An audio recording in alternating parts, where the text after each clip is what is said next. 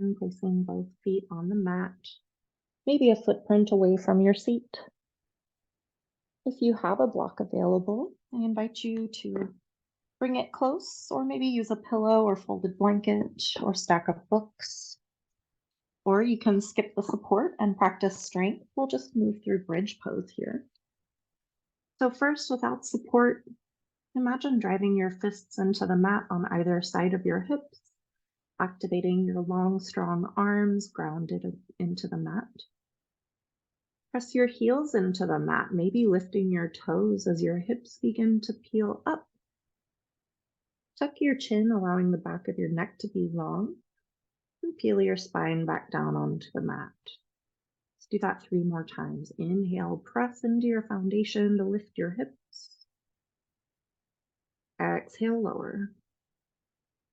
Inhale, lift. Exhale, lower. Inhale, lift. Stay lifted this time. If you're skipping the prop support, you might walk your shoulder blades underneath you, bringing your elbows towards each other. Maybe you clasp your hands and notice that that offers a little more connection to then lift the sternum away from the mat if you choose. This is a very strong back bend, so please take care. Draw your belly button towards your spine. Squeeze your glutes.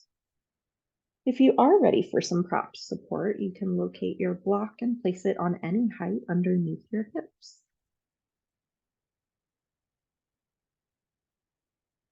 Notice the points of your body connected with the earth, allowing your front body to open up and be lifted with the hips reaching towards the sky.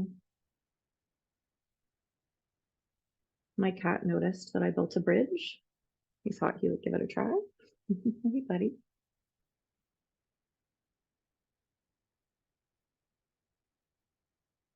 If you're in your strong self-supported bridge, I invite you to lower your hips, maybe walking your shoulder blades apart from each other, separating your elbows and making space for your spine to lower to the mat. As you lower and find support, or still supported by your block underneath your hips, whatever the case may be, I invite you to lift one or both feet towards the sky and let them just hang out. This inversion is wonderful for the adrenal system, soothing the thyroid and other adrenal glands, reversing the blood flow of these big, strong muscles that usually carry us around from underneath our heart, and allowing our blood pressure maybe to lower a bit. This is waterfall pose. I like to let my feet kind of dance and dangle, hang out in space, and kind of feel a sense of weightlessness. Maybe you want to dance a bit with your feet or pedal your toes. Make circles with your ankles. Or take any other movements that feel organic and helpful to you right now.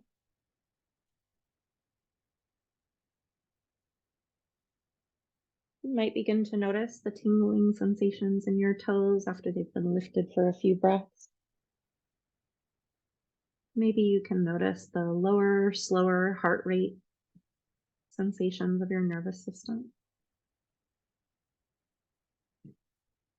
Bringing your attention again to your breath, notice the sounds inside your body and the sounds in the space around you. As you're ready, you might choose to bring your feet to the floor, mindful of any visitors who have come to participate since they lifted, as in my case. If you're still supported by a block or a prop, you can press into both feet to lift the hips and remove that support, lowering the spine to the floor.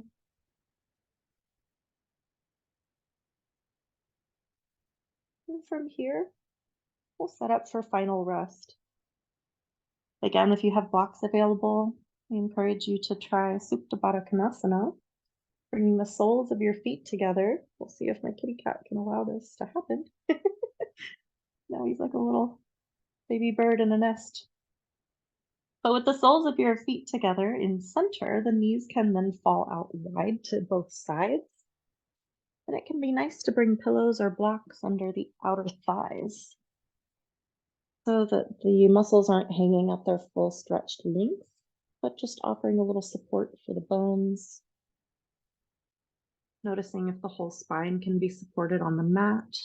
If you feel like your sacrum or your low back, your lumbar is kind of hanging out, lifted above the mat, you might lift the support under your knees, kind of closing them a bit like a book and allowing your spine to settle onto the mat.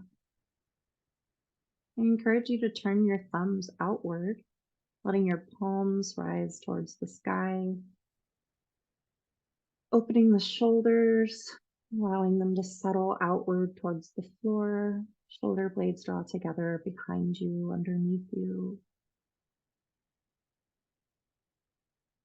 You could place a blanket or block under your head if a cradle feels nice for your skull.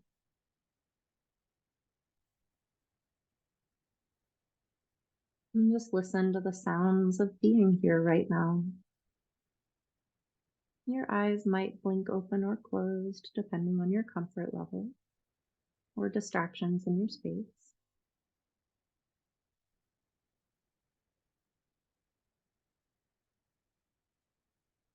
You might bring your awareness to the space between your eyebrows.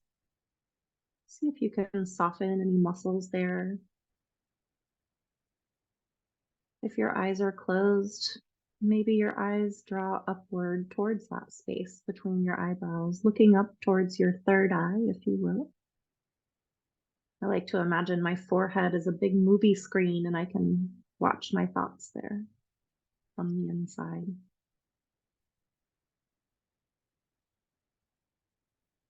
You can stay exactly as you are, or you might choose to lift your hands and connect each fingertip with its mate on the other hand for Hakini Mudra, a mudra of wholeness. Mudras are just yoga poses for our hands. They're gestures that let us hold an idea as we sit in stillness and incorporate that idea into our practice. So in January, as we're moving forward in a new year with lots of new goals and thoughts about the future, I invite you to remember right here, right now, all the many parts of yourself that draw together to integrate your wholeness, allowing your fingers and toes and hands and feet, legs and arms and belly and back and shoulders and head and face and neck and throat, all to work together to make you you. I like to think about holding a grapefruit in my hands, still whole, unpeeled, uneaten, full of opportunity and sweetness and flavor. Or maybe you imagine the space between your hands is a nice place to collect your thoughts. Maybe bringing your awareness to your thumbs as you press them together, and then your index fingers, and your middle fingers, ring fingers, and pinkies.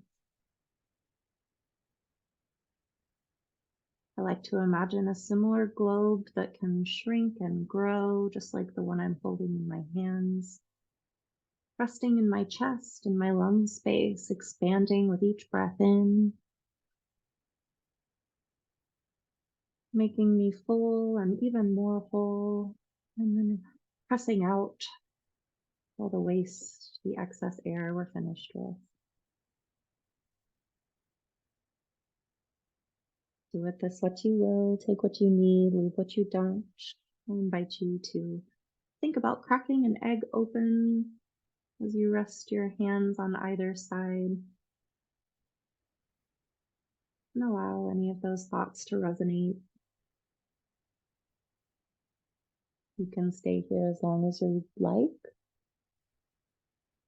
or return to a seat and close your practice with a bit of gratitude for yourself.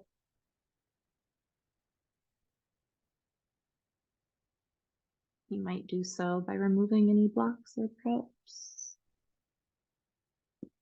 taking any stretches needed, like you just woke up from a nap. Maybe turning to one side.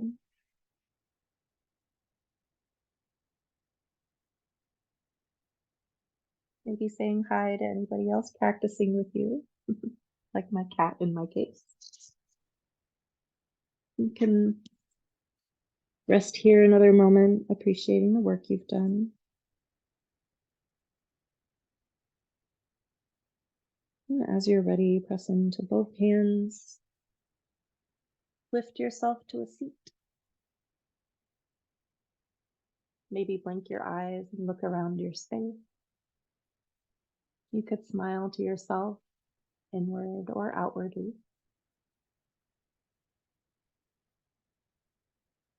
And with one more opportunity to practice Hakini Mudra, I invite you to connect your fingertips and center, maybe taking elbows out wide.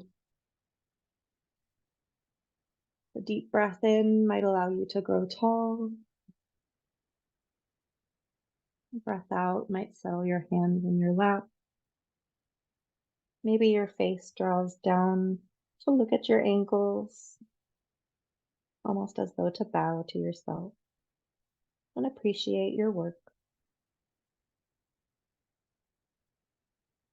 I appreciate you. Thank you for taking this time to practice some movement and self-care and for trusting me with your practice. I hope to see you again. Come find me at yellowumbrellayoga.com. Take care.